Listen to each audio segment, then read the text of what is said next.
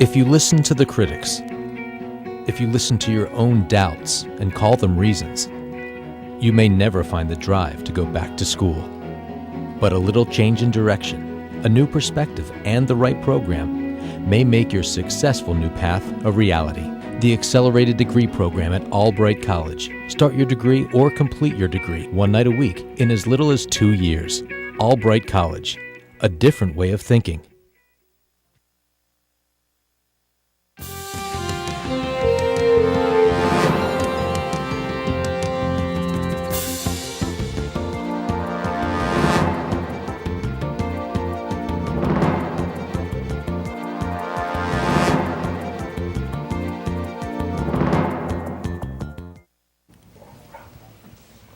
Good evening, and welcome to the Albright Scholar for January 2018. My name is John Pankratz. I teach history at Albright, and each month it's my privilege to welcome BCTV viewers and residents of Greater Reading to take a glimpse inside our learning community up here on North 13th Street, to look at the work being done by teachers and students, and to think about its impact on all of us. Well, I think it's 28 degrees out now, which feels like a heat wave after last week's deep freeze. January is actually a very busy time at Albright College. It's the time that teachers and students come together in a series of special classes that we call the interim. About 3 weeks of very intensive learning experiences that are a little bit out of the ordinary. And joining me tonight are three of the students who are in my current interim course called The Drama of the American Past. I'm here with senior Ghana Gautam. Welcome. Thank you. Nicole Vasquez. Nicole. And Joe Grant. How you doing? Good to see you on the show. Thank you for having us. Thank you for having us. Well, we'll talk about the interim in general. But we'll also talk about the particular class that we're doing and how it's particularly adapted to this January term where classes meet for 4 hours a day. First of all, Ghana, why did you decide to do an interim this year? Well, I decided to do interim because I think, to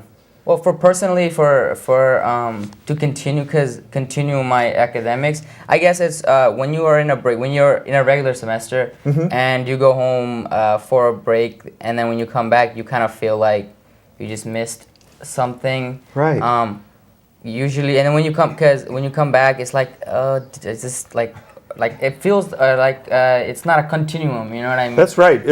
Just being on campus again, just continuously, I think keeps me focused, because when I go home I get detached, and then I come back and then it's like starting again. Have to gear up again. Yeah, so I think this is a good gear up towards the semester coming up, and which is my last one, so I mean it's a good opportunity to take interim, so it just keeps continuing. That makes sense. I talked to my freshmen, I said, are you thinking about an interim course? They said no. But then when they come back in late January, I said, do you wish you'd had an interim? They said, oh yeah, it was too long being at home. And it can seem that way. What about you, Nicole? How does this interim fit in with your... To be honest, I did need one of my last requirements for the college, but it is being... general ed requirement. Yes, yeah. And our course is a Connections Humanities course. Yeah, so I needed that to fill my schedule, and then also I just really don't even regret taking it. Like Ghana said, it is a very long break, and I remember my freshman year, someone asked me, are you taking an interim course? I was like, heck no, but it is something to keep you focused and driven, so I like that too about it. Good. And Joe, you've taken an interim in an earlier semester, right? Yes. Last interim I took religious and cults, and this interim now I'm taking your class, and I feel as though I'm definitely happy that I'm taking an interim class, because I'm learning a lot, and also I'm not sitting in the house doing nothing. And also I'm taking an interim class because I'm behind one class, and now I'll be on the right track of graduating on time. That's right. It's a great time for students to catch up, to add another course to their own curriculum. But then also it's a good chance to do really well in a course. Yes. Right? I think all Albright students are pretty serious and they want to succeed academically. But if you're taking 4 courses in a semester and one's in your major and the others are general ed, juggling all those 4 responsibilities, maybe plus a job or something, that can be really difficult, and sometimes things slide. But when it's the only course you're taking, you can just put your best efforts. Yeah, because forward. you have a lot of time in your hand. I mean, you have one class that's like, I know it's 4 hours long. It does get like, you know, little. It is longer than a regular class, but you still have a whole the rest of the 24-hour to focus on that single class. So it gives you a lot of opportunity to, you know, really get those assignments and stuff done anyways. It becomes kind of thorough, and you can sort of keep your head in the same place and Definitely. keep focused on that particular topic and the work that you're doing to support that. Interim courses are interesting. Looking down the list here, there are a number of courses that are happening off campus in warmer places than Reading, Pennsylvania. Dr. Marcia Green in the psychology department for perhaps the 30-something year is doing her course in Hawaii, studying whale behavior, posted up on cliffs and out in zodiacs, studying sea mammals and their numbers and behaviors. And so she has this longitudinal study over the years. There are now people in their 50s who remember going out there as college sophomores and juniors and enjoying Hawaii, but also learning a lot about whale behavior. There's a course down in Costa Rica. Albright has a study center in Costa Rica, and Drs. Campbell and Meck are leading a group of biology and environmental science students down there. There's another group in Ecuador, and I know that Brian Jennings and another teacher are down there. Some of them are Spanish students, some of them are sociology students, and so they're enjoying a different part of the world. They're very close to the equator. I think that's where Ecuador is. Yeah, I know they're definitely having a good time over there. Have you been in touch with some of the people? No, but I know it's better being here than right here. In terms of the weather. It's raining and In the terms of weather the is weather. horrible. Yeah. Yeah. I actually have some friends in Hawaii right now posting pictures of them on the boats and what they're actually doing, and that's really cool. Yeah. The challenge, I think, is to try to fit a regular course, and there's some. There's a course in business management that's being taught in an online version. My colleague Guillaume is teaching the ancient world and squeezing what would normally be 14 weeks of class time into 3 weeks of class time can be a real challenge. Definitely. And doing, I don't know, a week's worth of reading, which might be 300 pages, to try to do that in one night can be difficult. The other thing is you don't necessarily want to sit in a class listening to a lecture for 4 hours, and we don't want to give a lecture for 4 hours either. In our particular class, which is kind of a hybrid, it's theatrical skills plus historical study, we've been trying to mix things up.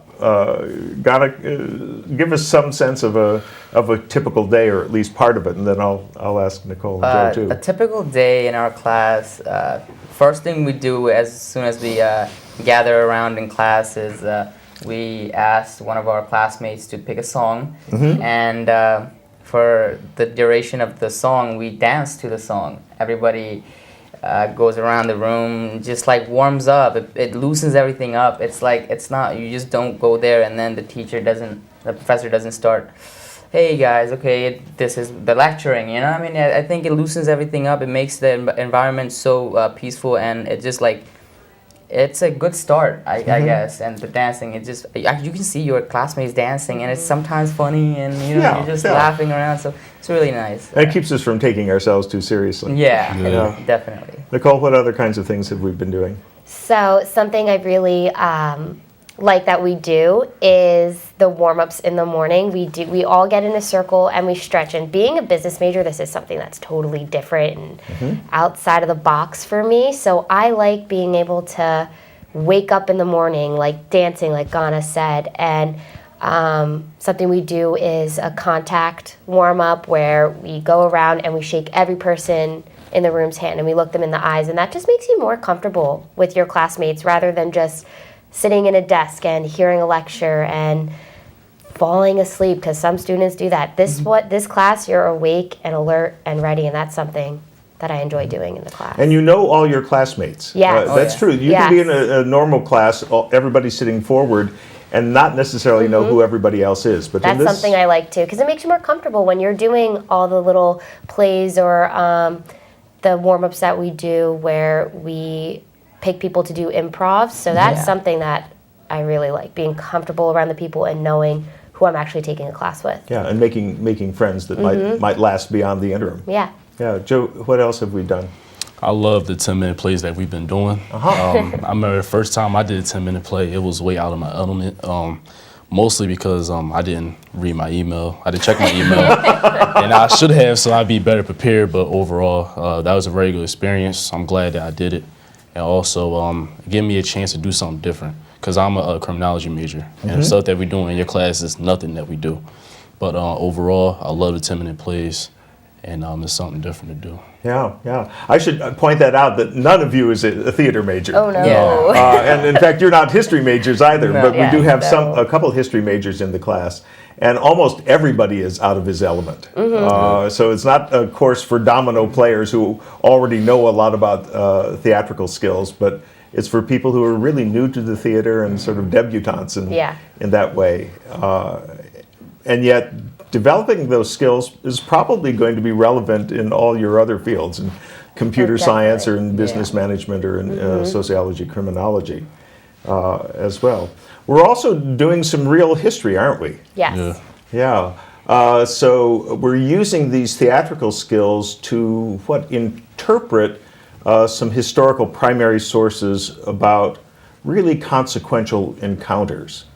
And everybody is reading these books, but then we've got production teams that are going to work up a theater piece based on each of those. And one of the books is from 1590, and it's Thomas Harriot's A Brief and True Report of the Newfound Land of Virginia.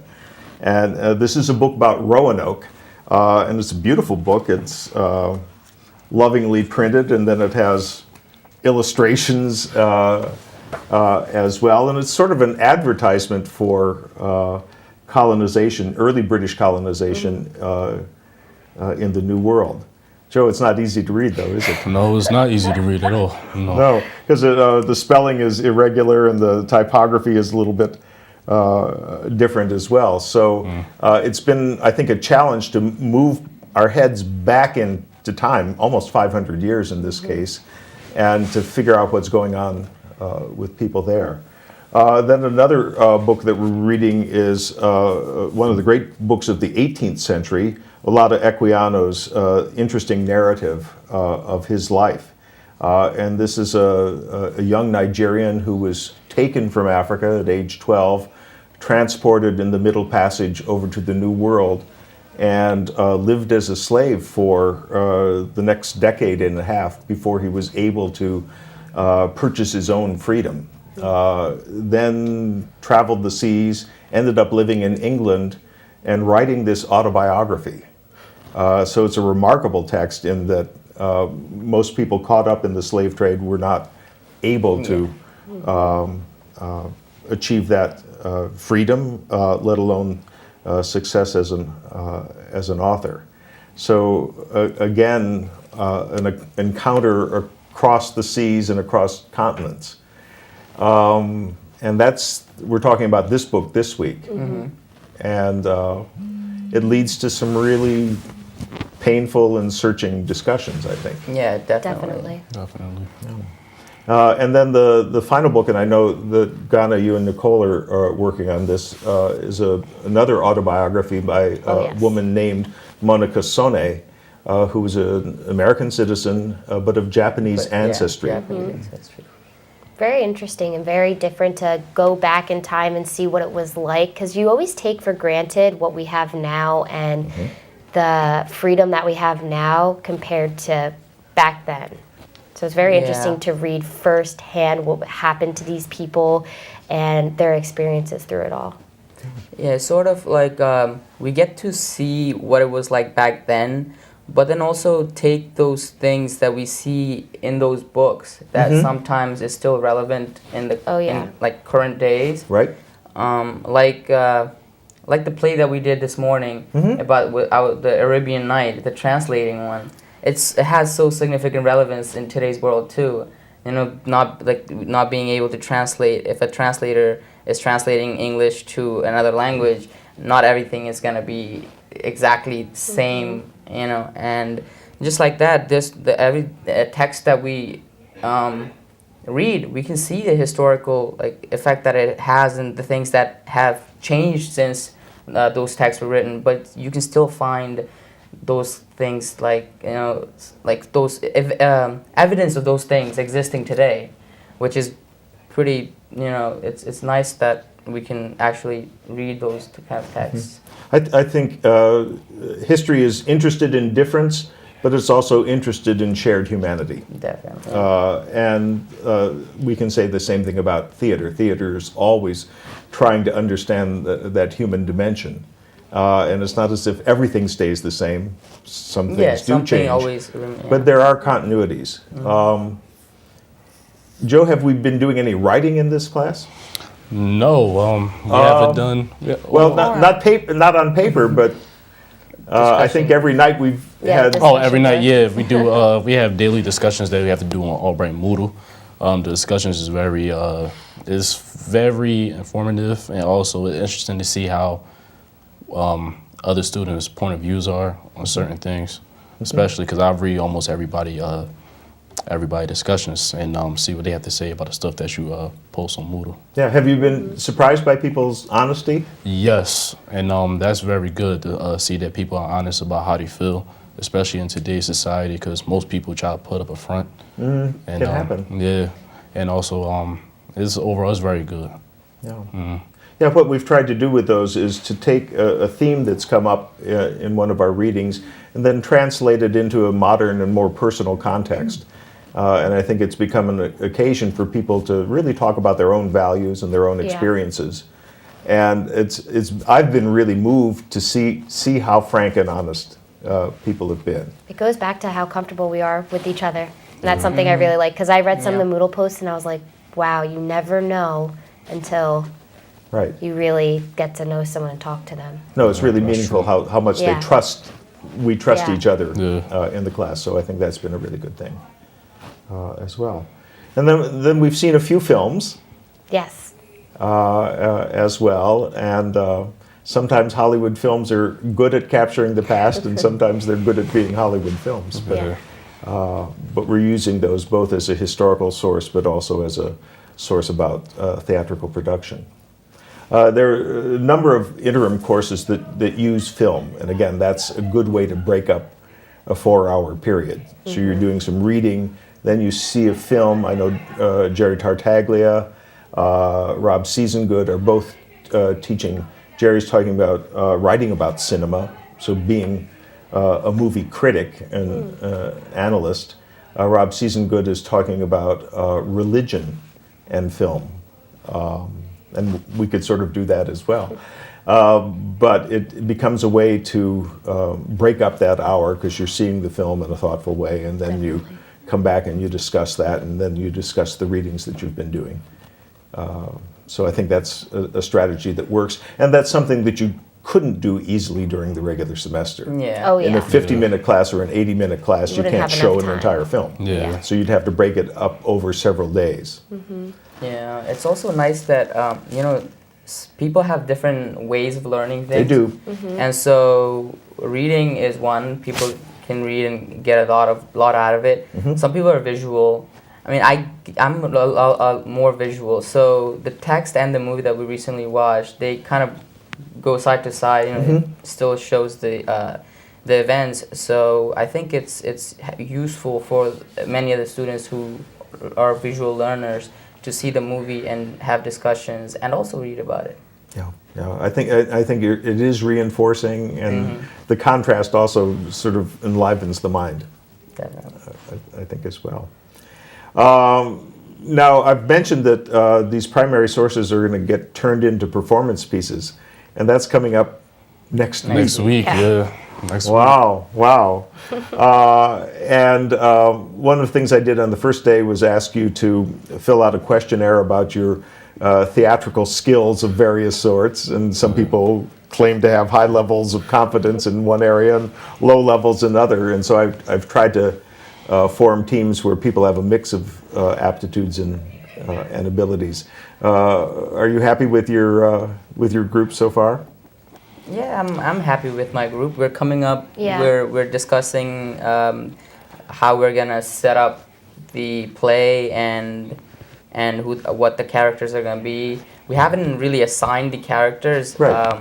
But we have a general idea of how it's gonna go. But now it's just a matter of breaking it down and actually putting the play together. Yeah. And we work very well together. We don't, Yeah. there's no bickering there. Because you know, sometimes when you have two people in a group that have two strong personalities, you put us in groups where we kind of cohesively can work together. And there's maybe one personality that is bigger than, you know what I mean? Right. So it works very well, and that's something I like a lot.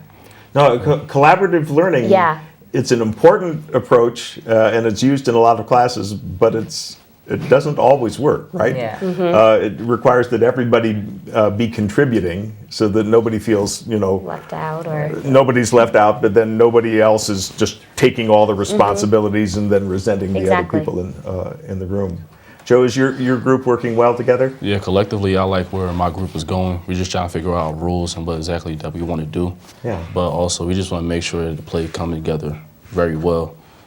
And yeah, that's where we at in my group.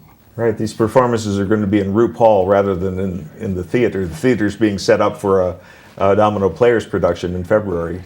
So we don't have elaborate lights and scenery possibilities, but we're going to try to do a lot with a little. A lot less pressure. Maybe something with costuming and maybe Yeah. something Oh, with definitely. improvised. Definitely. That's something we Costume. all definitely discuss. Yeah, we costumes discussed them and- too. Yeah. And also using props as well. Props.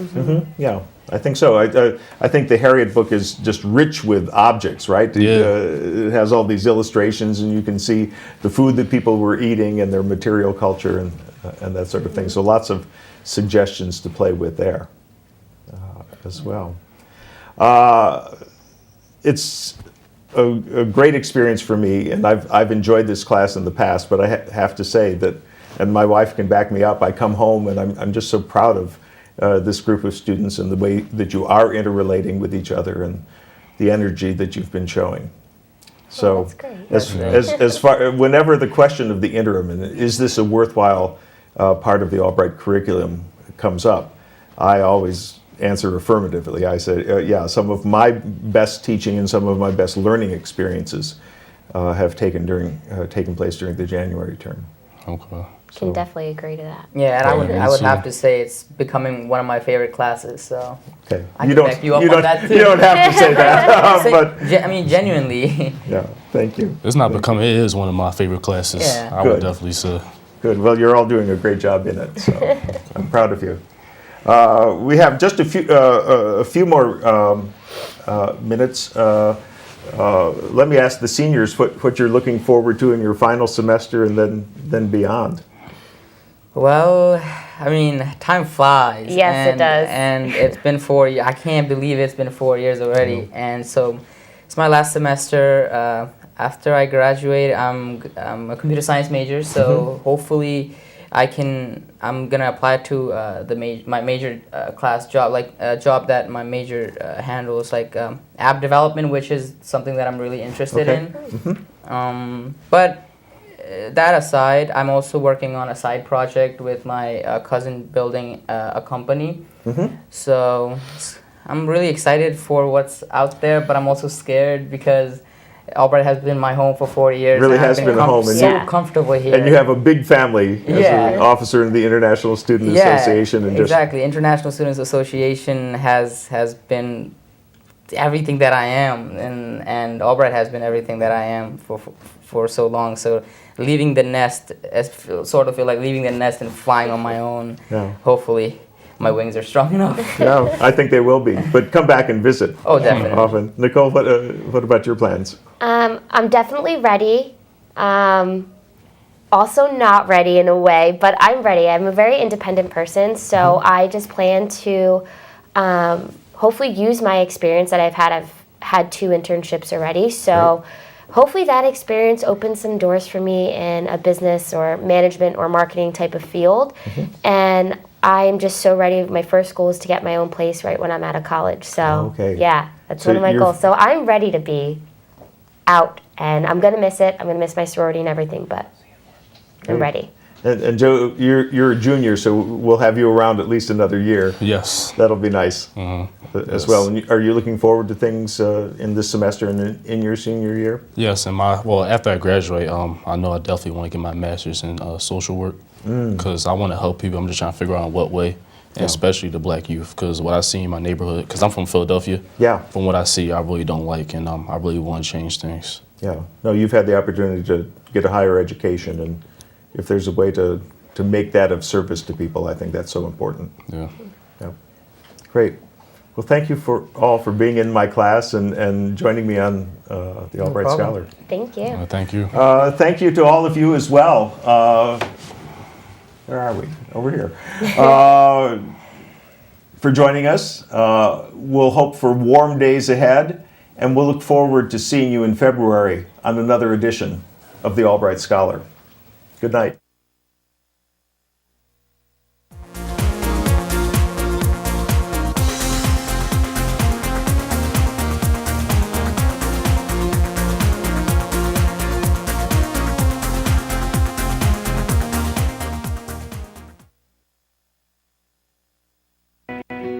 If you listen to the critics, if you listen to your own doubts and call them reasons, you may never find the drive to go back to school.